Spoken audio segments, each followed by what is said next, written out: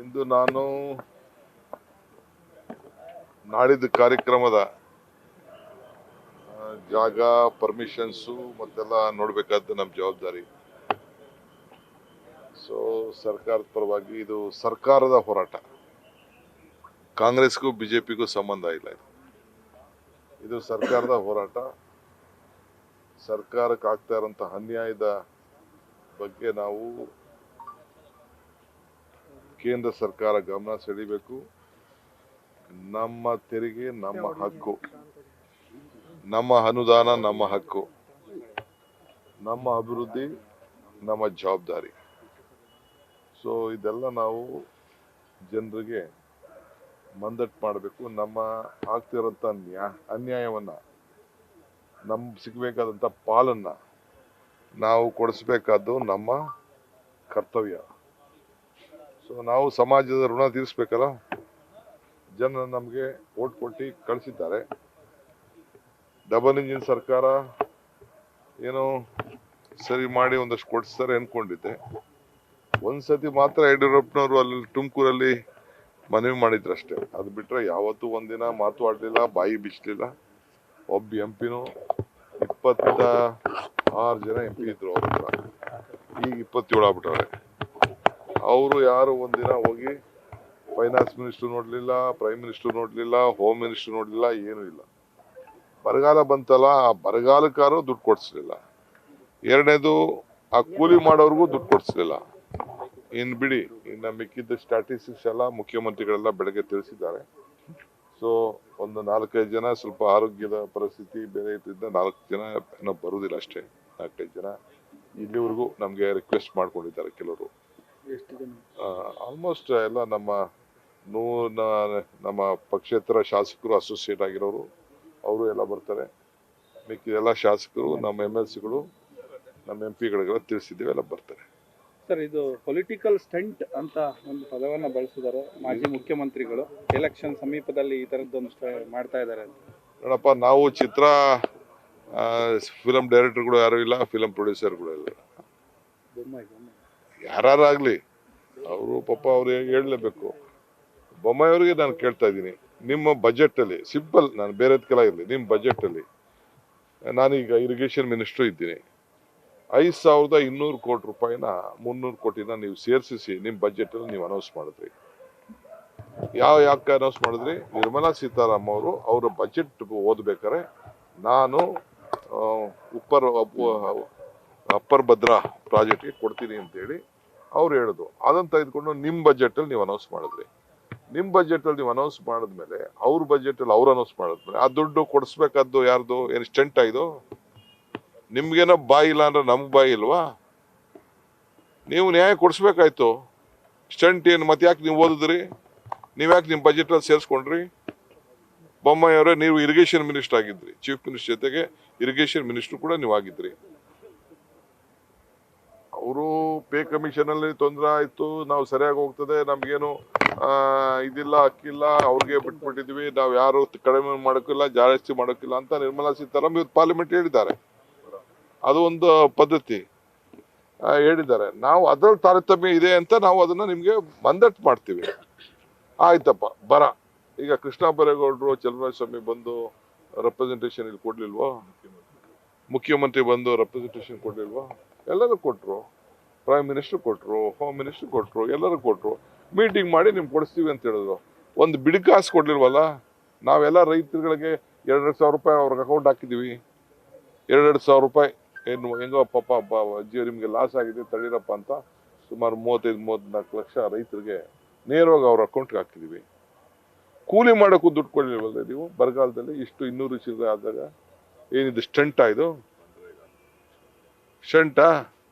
100ರಿಂದ 150 ದಿನ ಕೊಡ್ಬೇಕು ಲೆಕ್ಕ ನಮ್ಗೆ ಕೂಲಿ. ಈಗ ಏನು ಮನ್ರೇಗಾ ಯೋಜನೆ, ಮಹಾತ್ಮ ಗಾಂಧೀಜಿ ಗ್ರಾಮೀಣ ಉದ್ಯೋಗ ಖಾತ್ರಿ ಯೋಜನೆಯಲ್ಲಿ ಯಾವುದೇ ಬರಗಾಲ, ಕೋವಿಡ್ ಸಂದರ್ಭ ಇಂಥವೆಲ್ಲ ಬಂದ್ರೆ 100ರಿಂದ 150 ದಿನ ಕೊಡ್ಬೇಕು. ಕೊಟ್ಟಿದ್ದೀರಾ?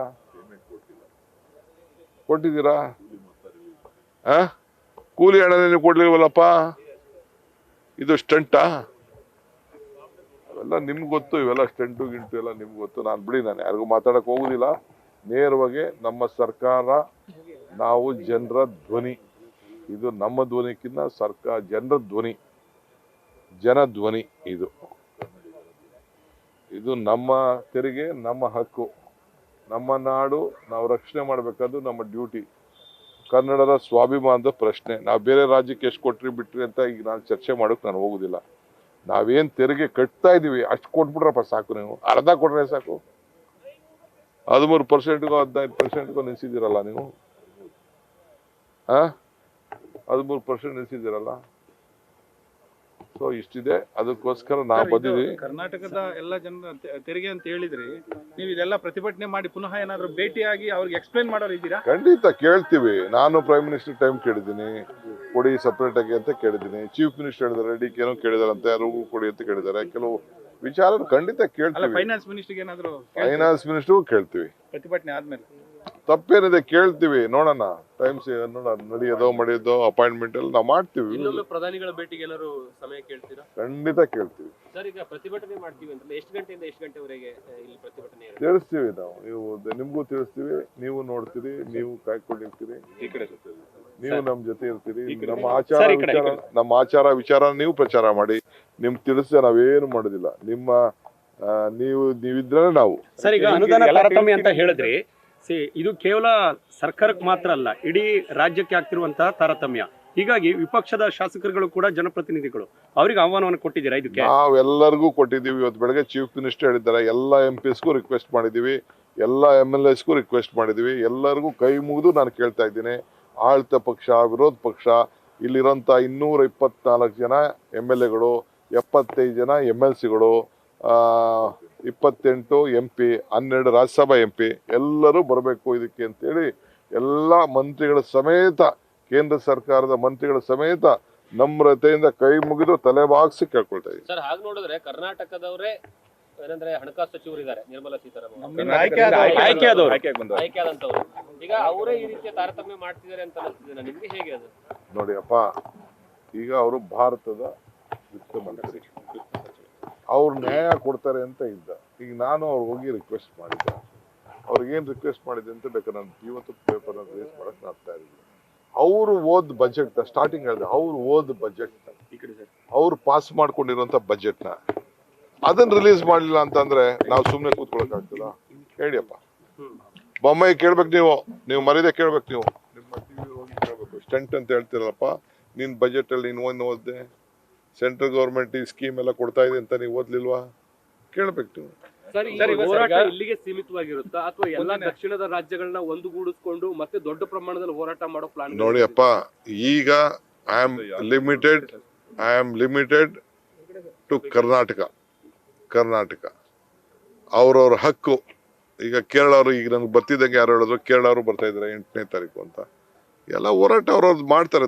ಕೇರಳ ಸಿಎಂ ಒಂದು ಸ್ಟೇಟ್ಮೆಂಟ್ ಕೊಟ್ಟಿದ್ದಾರೆ. ಒಟ್ಟು 12 ರಾಜ್ಯಗಳ ಮುಖ್ಯಮಂತ್ರಿಗಳಿಗೆ ಏನೋ ಆಹ್ವಾನವನ್ನ ಕೊಟ್ಟಿದ್ದೀವಿ, ಆ ಮೂಲಕವಾಗಿ ಕೇಂದ್ರ ಸರ್ಕಾರದ ಮಲತಾಯಿ ಧೋರಣೆಯನ್ನ ವಿರೋಧವನ್ನ ಮಾಡ್ತೀವಿ ಅಂತ. ಅದ್ರಲ್ಲಿ ಕರ್ನಾಟಕ ಸಿಎಂಗೂ ಏನಾದ್ರೂ ಆಹ್ವಾನ ಬಂದಿದೆ? ಖಂಡಿತ ಕರ್ನಾಟಕ ಸಿಎಂಗೂ ಆಹ್ವಾನ ಬಂದಿದೆ. ಆ ಸಂದರ್ಭ ನಮ್ಮ ಅಸೆಂಬ್ಲಿ ಸೆಷನ್ ನಡೀತಾ ಇದೆ. ಅದ್ರ ಬಗ್ಗೆ ನಾವು ಸಿಎಂ ಅವರು ಅದಕ್ಕೆ ಉತ್ತರ ಕೊಡ್ತಾರೆ. ಸರ್, ಇವತ್ತು ಸಂಸದ ಡಿ.ಕೆ ಸುರೇಶ್ ಅವರ ಹೆಸರು ಕೂಡ ಪ್ರಸ್ತಾಪ ಆಗಿದೆ ಇದರಲ್ಲಿ, ಲೋಕಸಭೆ. ನೋಡ್ರಿ, ಅವ್ರು ಹೇಳಿದ್ದ ವಿಚಾರನೇ ಬೇರೆ. ಬಿಜೆಪಿ ಅವರು ತೆಗೆದುಕೊಂಡು ರಾಜಕೀಯ ಬಣ್ಣ ಲೇಪ ಆಗ್ತಿದ್ದನೇ ಬೇರೆ. ಅವ್ರು ಹೇಳಿದ್ದೆಲ್ಲ ನಿಮ್ಮ ಹತ್ರನೇ ಇದೆ ದಾಖಲೆ.